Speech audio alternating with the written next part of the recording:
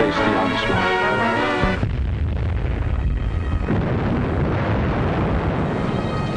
These scenes are ancient history. They occurred in 1914.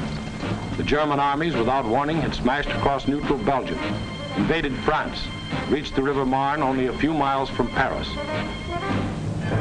Out of the French capital poured the French reserves, riding out to battle the enemy in every vehicle that could move. The famous taxicab army. Note well, it was riding out to battle. In the center of the French line stood the 9th French Army, commanded by a then comparatively unknown general. On September 5th, 1914, he is reputed to have said, "My right is driven in. My center is giving way. The situation is excellent. I attack."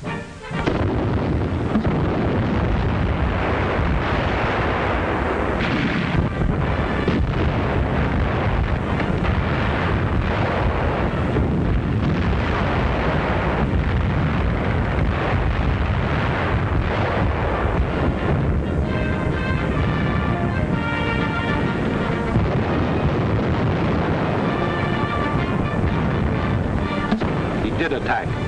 The German onslaught was checked, and Paris was saved.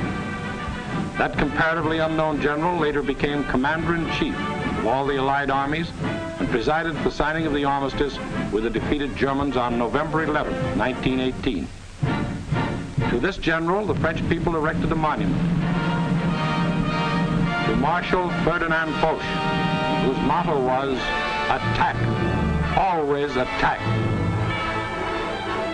Still later, the war-weary French people erected another monument. This one to a minister of war, André Maginot.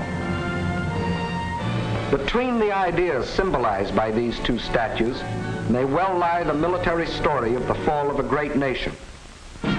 In Foch's time, the proud spirit of France demanded nothing less than victory and placed its faith in the attack. In Maginot's time, the spirit, no longer proud, asked only to avoid defeat and placed its faith in concrete.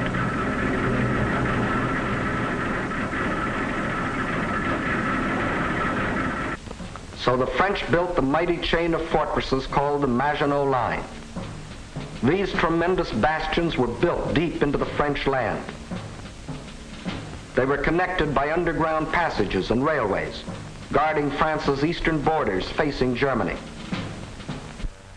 And when France was finally forced to declare war against the rising Nazi menace, the French troops, instead of attacking, were marched into their modern caves to wait for the Nazi blitz to smash itself against the Maginot Line. And their generals, headed by Marshal Pétain, proudly announced, "Whoever makes the first move in this war will be hurt." But Hitler didn't go near the Maginot Line. That was France's strong point. Instead, he attacked the weak point. Hitler knew that the French had tried to avoid war instead of preparing for it. That knowledge was one of his greatest weapons. He knew they had planes, but he knew they were antiquated. He knew they had tanks, but he knew they were few in number and lightly armored. But most important of all, he knew that France had become a cynical and disillusioned nation. What made this change in the French spirit? In the first place, between 1914 and 1918, the French suffered more than 6 million casualties in the heroic defense of their land against German invasion. The flower of an entire generation was lost, with its stimulus of new blood, new determination, new ideals. Secondly, the failure of the League of Nations, to which the French had pinned their hopes of peace, the corruption of many in high places, the greed of special interests, all had combined to shake the faith of the French people in their democratic ideals. And when a people loses its faith in its own ideals, it is ripe for the insidious words of the devil. France still looked like an imposing castle, but Hitler's political termites had so gnawed away the binding of national unity that the castle was ready to crumble.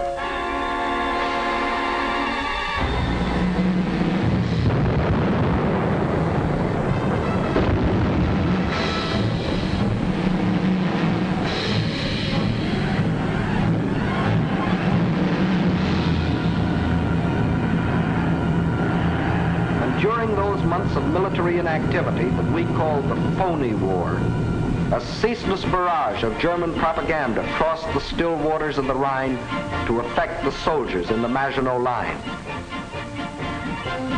Why do you fight? Asked the banners. Poems and friendly notes were sent over by balloons. French tunes were played by German bands, and German hooey was broadcast in French.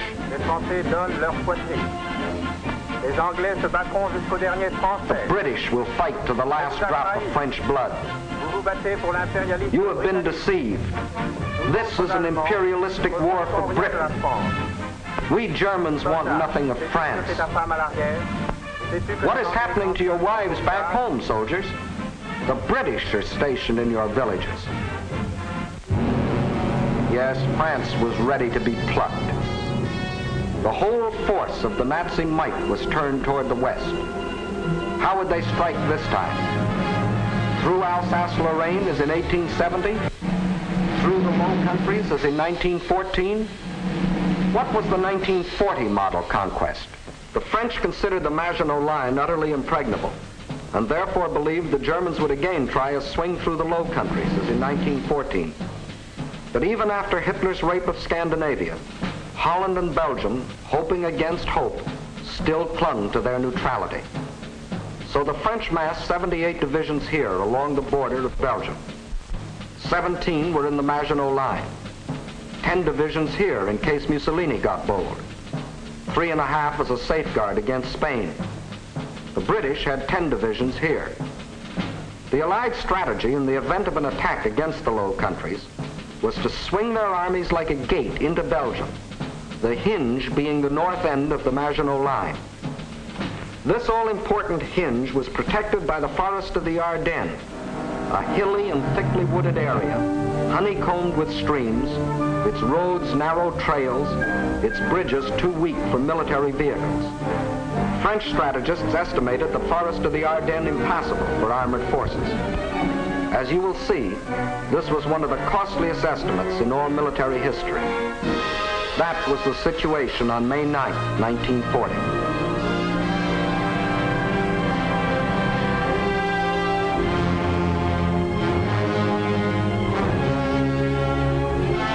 The hour of trial had come.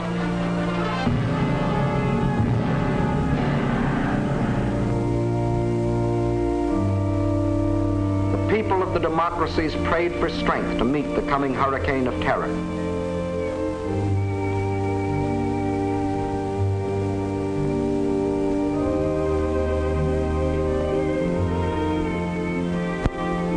While across the Rhine, Jugend ist uns verschrieben und verfallen mit Leib.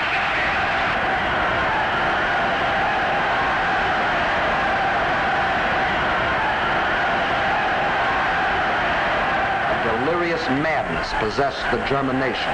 Nun als Dauererscheinung für uns, unser Oberster, wird die Einführung der allgemeinen immer wieder herniedersteigen und dass man die Wahrheit über Deutschland berichtet. 50.000 Mann auf den Baustellen, der ganz Deutschland erfasste. Überall herrscht seit einem Jahr Regen und für den deutschen Eck. Die Reinheit seiner Rasse hält. Hitler aber ist Deutschland wie Deutschland, deshalb innerlich nicht zu uns gehört.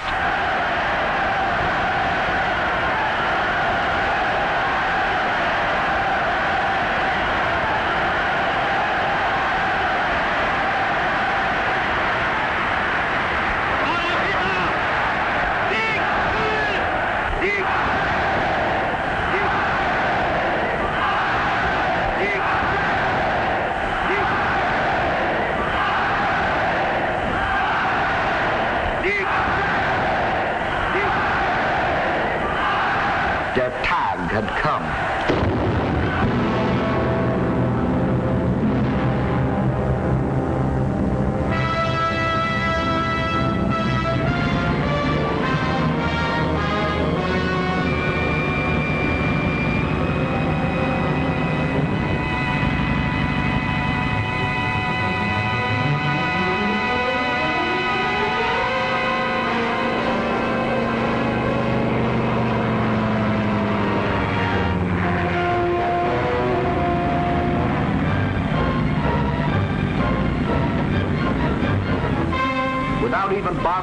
declare war, the German armies launched a coordinated attack across the neutral borders of Luxembourg, Belgium, and Holland, from the Maginot Line north to the sea. The action along the entire front was simultaneous, so for purposes of clarity, let's take up one country at a time. First, let's see what happened in Holland.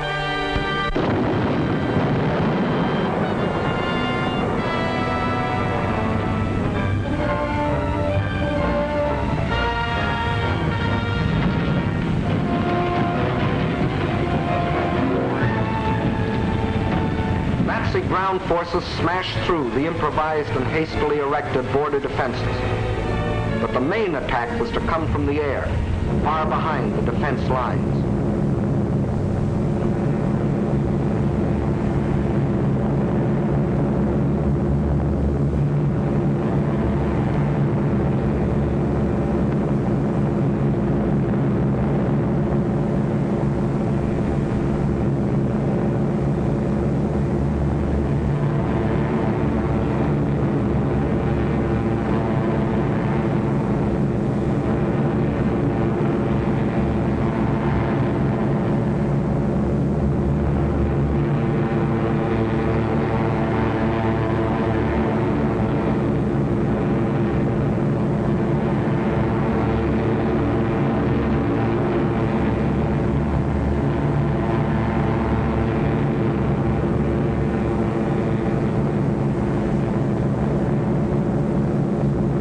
Over 10,000 troops were landed in this manner. Before the stunned citizens of Rotterdam even knew they were at war, these troops, aided by well-trained 5th columnists, quickly captured the airport and outlying sections of the city.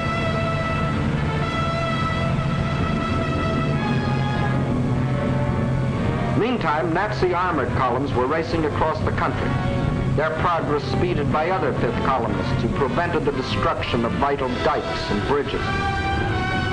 These forces effected a meeting with the parachutists landed in Rotterdam. The Dutch were doomed to defeat.